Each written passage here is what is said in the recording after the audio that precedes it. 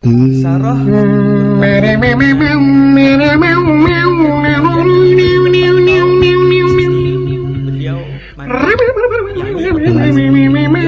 mandi yang kepada Nabi dan kepada Rasul. Tuan-tuan, siapa yang kahwin tak mau anak?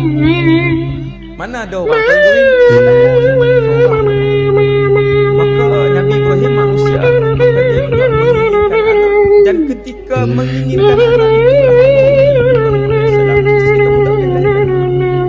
Nabi Ibrahim setelah tahu tentang keadaan isteri dia tetap berdoa kepada Allah Subhanahu Wa Taala, melafazkan satu doa. Allah rangkapkan doa mereka dalam Al-Quran, iaitulah Ibrahim alaihissalam sebut, Rabbi habli minas salihin. Ya Allah, kurnia